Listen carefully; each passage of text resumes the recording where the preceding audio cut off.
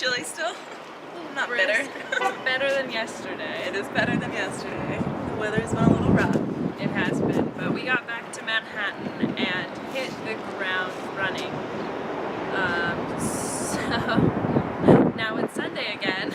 And we're filming again. Yay! Yeah, that little hiatus, you know, we were out and about. Yeah. Wanted to enjoy our vacation, our time away.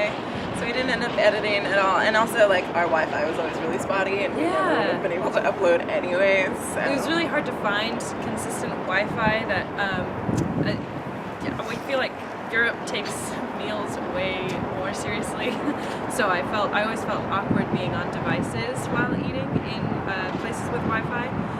So kudos to all those travel vloggers out there that still consistently travel and put up vlogs at the same time. I have a whole new appreciation for that. Well, I feel like it's different though when you're like traveling in that sense versus like us out on 10 days like for the first time. It's our only travel. When you're traveling consistently and that's always what you're doing and why you're doing it to put out content, then yeah, you find the time. But like that wasn't the purpose of our travel. No. So it was kind of a different vibe, you know? Yeah. But we still got a lot of footage. We had so much footage that we're going to be releasing the next couple of weeks for you. What did you think of Europe? In general, I feel like in Europe, everyone is just like much more chill and like has a better sense of like balance of life, of like how to work and relax and like enjoy life. And I think that's just in general, like everyone treats life as a thing that you live fully, you know, it doesn't feel as much like there's like struggle. Of course, there's still poverty and things and homeless refugees and things that are rough to see, of course, and take in, but that is our human world that we're in. Just in general, it was a much chiller vibe, a nicer vibe. Yeah, it was calming. Physically, I felt a physical difference especially when we landed in Amsterdam. There was just no stress, no incoming energies that we had to deal with. It was stressless, which was new, relaxing. Yeah, like a lot of people in Amsterdam don't even like lock up their bikes, and bikes are like a huge part of life there. Like everyone bikes, and like so many of them were unlocked. Nobody's afraid which was, like, of stealing. the biggest, most baffling thing to me. I was like, what? Like, you lock your bike up in New York, it still gets stolen. Like, yeah, what? It was crazy.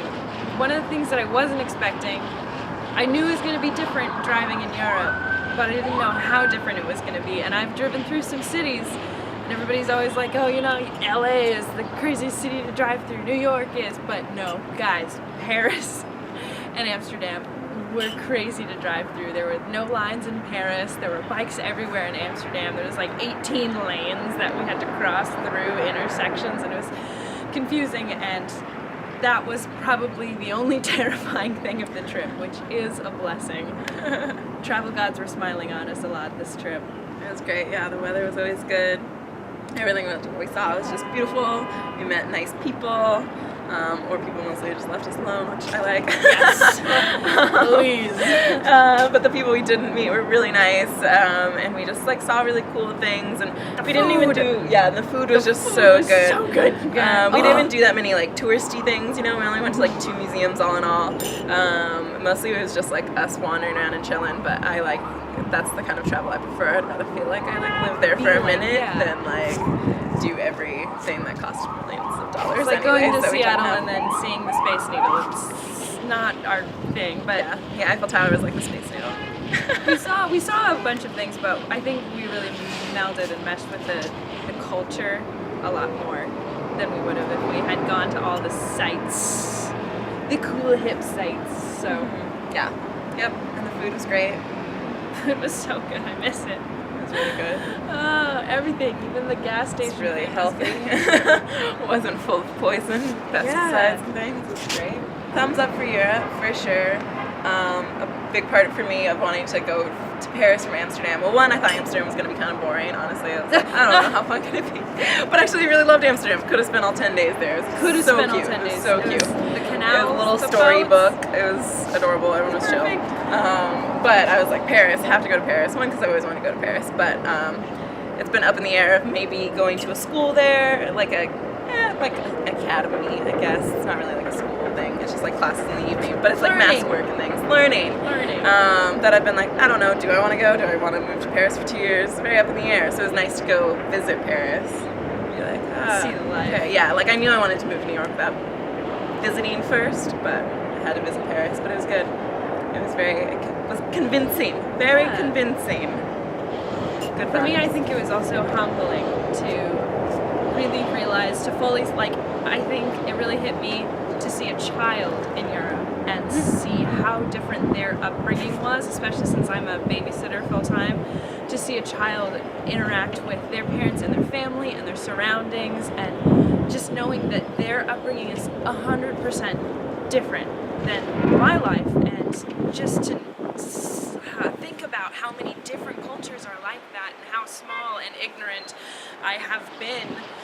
And now, I don't know, I feel so much more grounded and open to things. I went to an audition directly after I landed, fell asleep for a couple hours, went to work, and then went to an audition. And the audition, I just felt so empowered and present, and I nailed it. And it doesn't even matter if I get a call back. I just felt so good about it. Very good, inspiring. I mean, it's easy to be inspired there when everything's like literally thousands of years old. Yes. Still intact and taken care of, and like, you know, they can just like, they care about things a little bit more. Feels like, of course, you know, they also stole indigenous people's lands, but you know, hey. Very pretty, very inspiring. I've been writing more for sure, and yeah, it's very humbling. It's good to, as I've said before, expand your world map, kind of expand the view, light up the areas, be like, oh, there's been people here living this way, doing this thing, but it's also still just like human life. So we're gonna get out the next couple of travel vlogs and then kind of be switching things up. Yeah. On the channel a little bit. As we've talked about, we're gonna start doing some of the other things that we've talked about. Maybe vlog more once, well, like vlog the whole week, but only have one vlog a week. Have like another kind of special video. A special video. You'll see. We'll see. Just be patient. Stick with us. Yeah. Enjoy. Subscribe. That's how you stick with us. Yep. So do that. Make an email for YouTube, and then you It's already not have hard, an email. guys. Yeah. It's not hard. Just do it. Just do it. Just do it. Yes. More cakes. So you too, get out there And make more art.